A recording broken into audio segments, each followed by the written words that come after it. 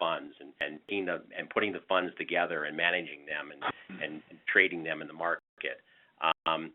That I continue to kind of move up the corporate ladder by taking on more management responsibilities for the company. And what they saw in me was that I had the interpersonal skills necessary to kind of hire and fire and promote people. So initially they put me in charge of the trading room.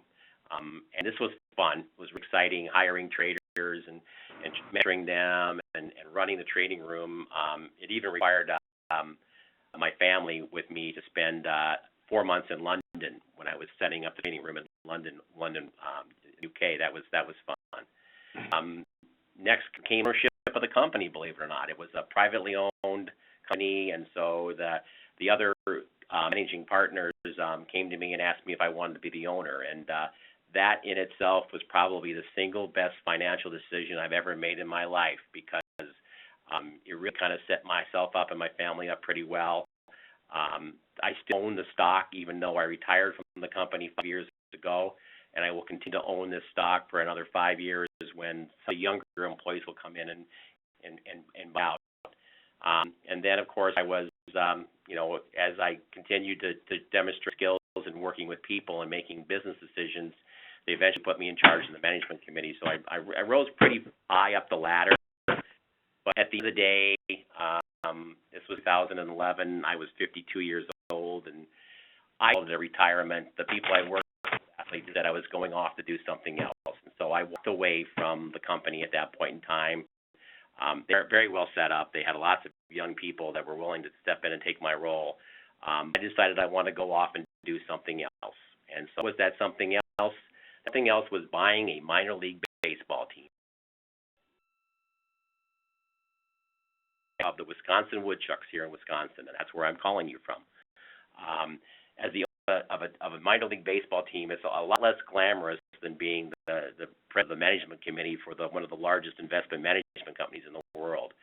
I get to do everything from the bookkeeping to cleaning up vomit when some kid goes up in the aisle. It's not as glamorous, but it's a lot of fun. I enjoy it a lot. I'm retired, but there are days in the summer when I work 14 hours a day. That's sort of my background. And I wanted to kind of talk a little bit about, what does it take to succeed as a business manager, and that's where we're going to next here. So really, business managers over the years and people who succeeded in business have come from all different, sorts of backgrounds. First of all, talking about education, there was back in the day where you literally could start off in the mailroom. And probably the two most famous people who ever have done that was Barry Diller and Helen Shirley Brown. They started off in the mailroom and worked their way to the top and ran those companies. I think it's harder to do that now. They only had a high school degree. I think it was very hard for a person to do that right now. And not even sure companies have mailrooms anymore. So you see, for people who are going to go into business, they have some sort of bachelor's degree, generally in a business management. One that's very common is marketing and sales, because sales are really what drives the business, and it's very important. You have to have sales and revenue in order to pay the bills. But also you have people that come from finance and accounting backgrounds that really understand the numbers. More today than you've seen in years past.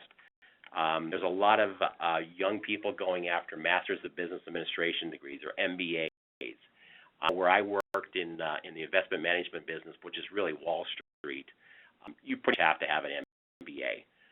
But other businesses where it's less important, and it isn't really that big of a deal. I would think of something like accounting, or just a business, a restaurant or something like that. You really, as a business administration, is not useful. As a matter of fact, the business that I am, which is the hospitality business or the baseball business, MBA has no value at all.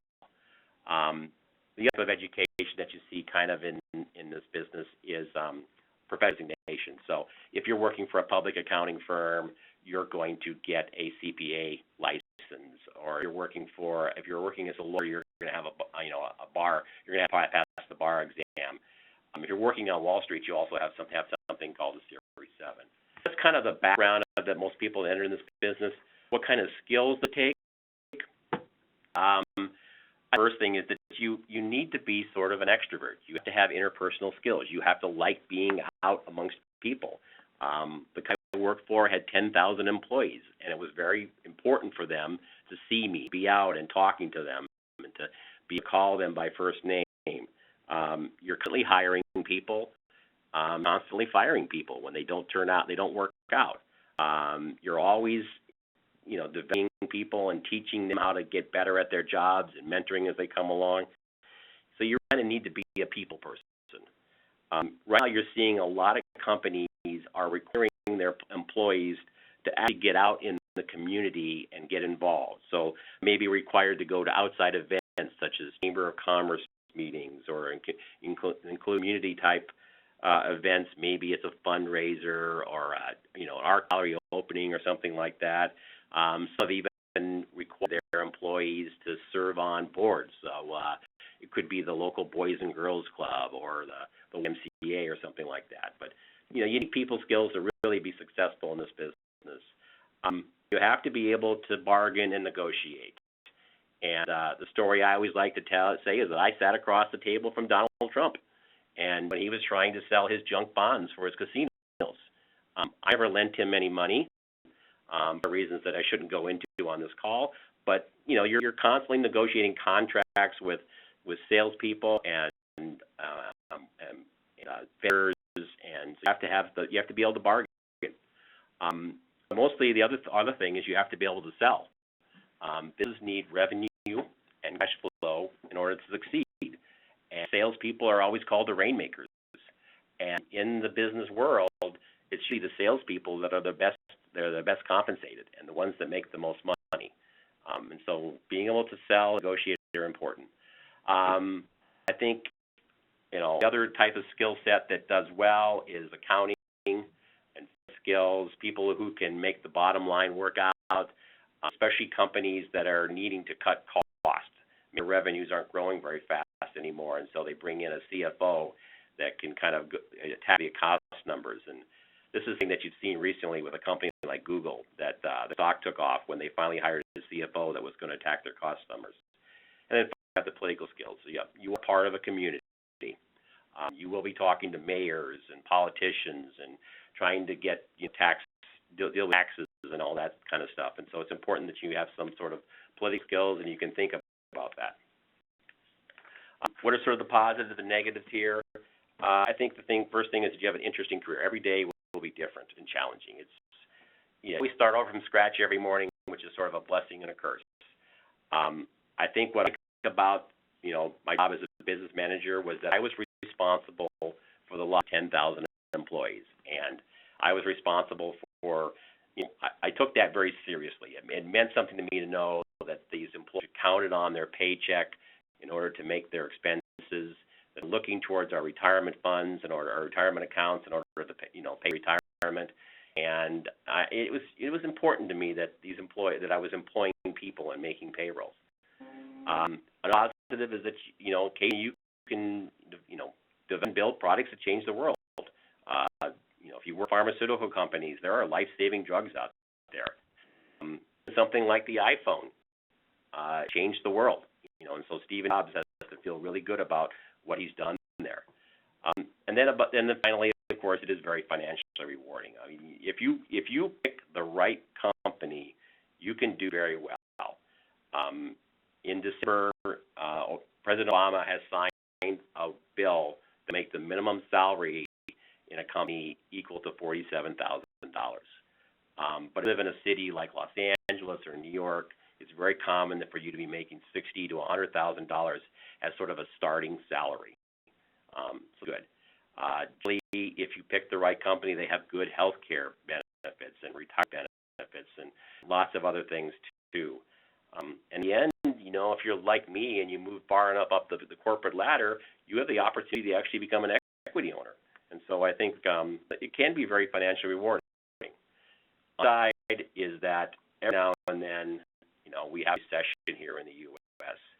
It can create situations where you have layoffs, I know that I've worked for companies that have been involved in layoffs. I mean, I worked with the capital group laid off people every now and then. And I never was involved in it, but I did have my salary frozen a couple of times because the revenues weren't growing, and so that it does happen every now and then when you have a bad recession. And companies that just don't make it. If you pick the wrong company, you can be in a company that goes bankrupt, or closes a lot of their branches, which you're seeing right now.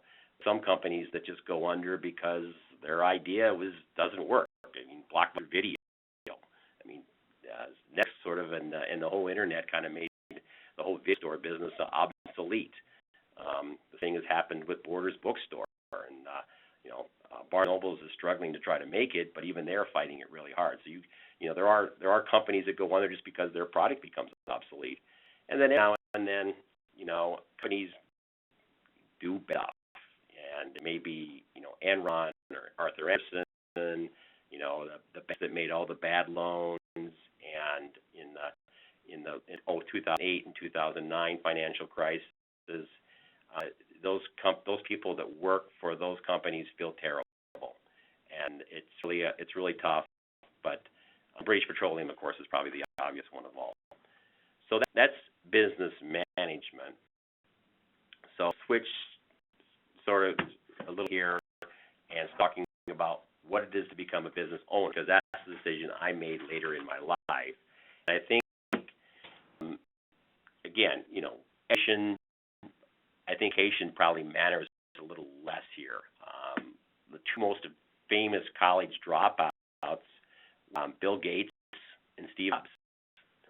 Steve Jobs dropped out of college because he didn't want his parents paying for his education.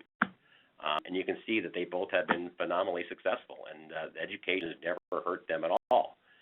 But occasionally you find somebody with a bachelor's degree starting a business.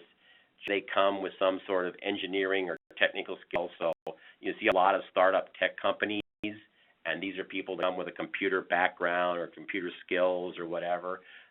You don't see as many startups coming out of the accounting, the bean counters, or the number counters, because they generally are not the idea people, the people who generate revenues. Some coming out of the marketing and sales side because they're the people who generate the revenues. Occasionally, business owners have an MBA, but it's really less common.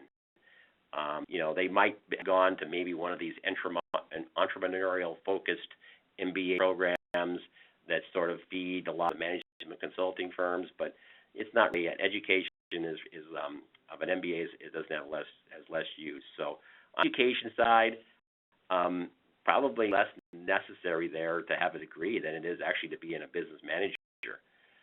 Skills, I think the first thing you got to have is the idea. You have to be a dreamer, and you have to have the big thought, and and then it kind of all goes from there. Starting a new company initially is a tremendous cash flow drain, and so you have to go out and you have to talk people into investing in your company. And one of the things I've done as an investor over the year is given money for venture capital funding, and I was fortunate at one point in time to be asked to invest in Google and Yahoo, and that has worked out very well for me. But you can imagine that, how crazy that sounded when you first heard about those names, those companies. It took a person that had a great deal of marketing skills and public speaking to convince me to go into that.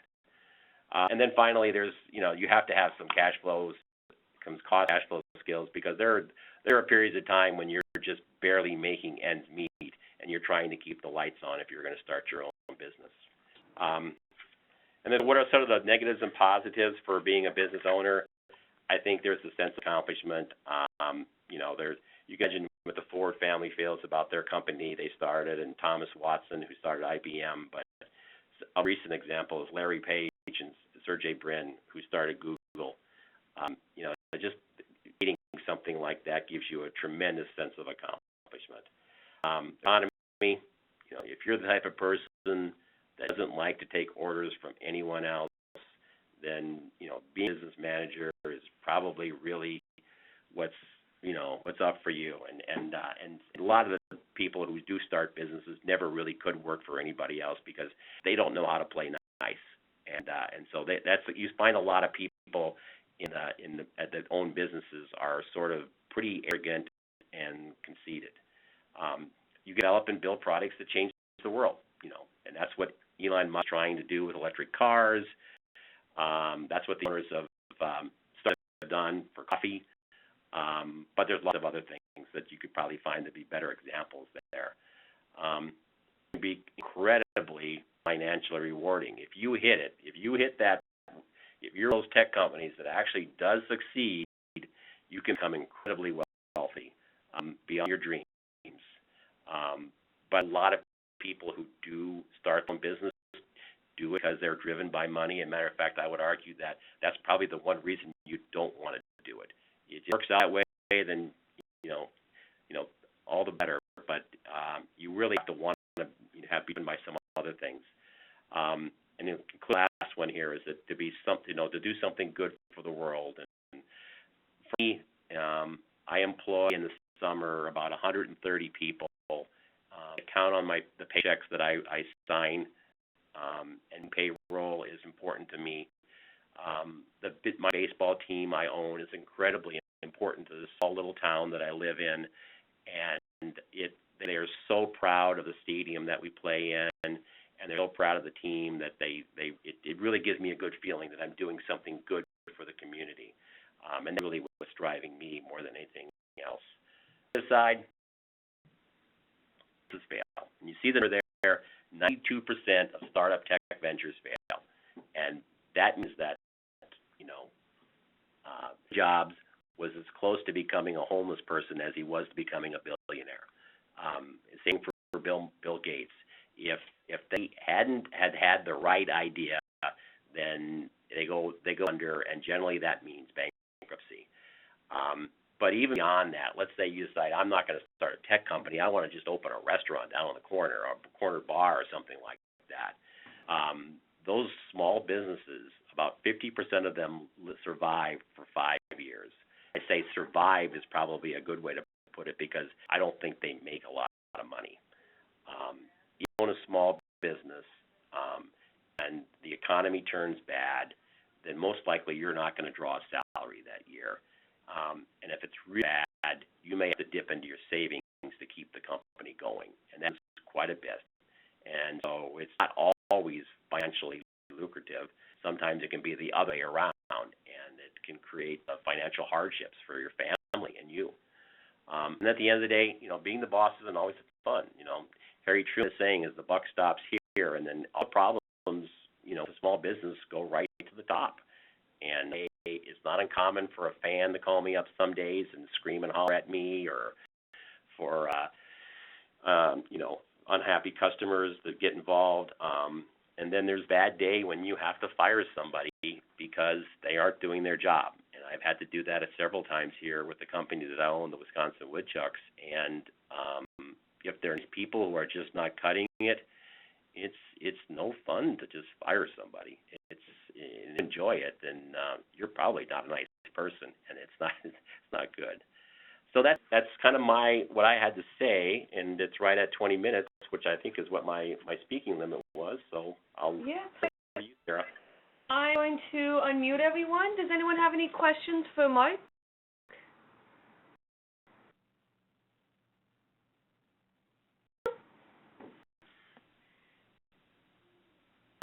Well, thank you guys for all coming. It's been a blast. Thank you, Mike, for teaching us a little bit about business ownership and business management. Have a great day, everyone. Thank you. Thank you.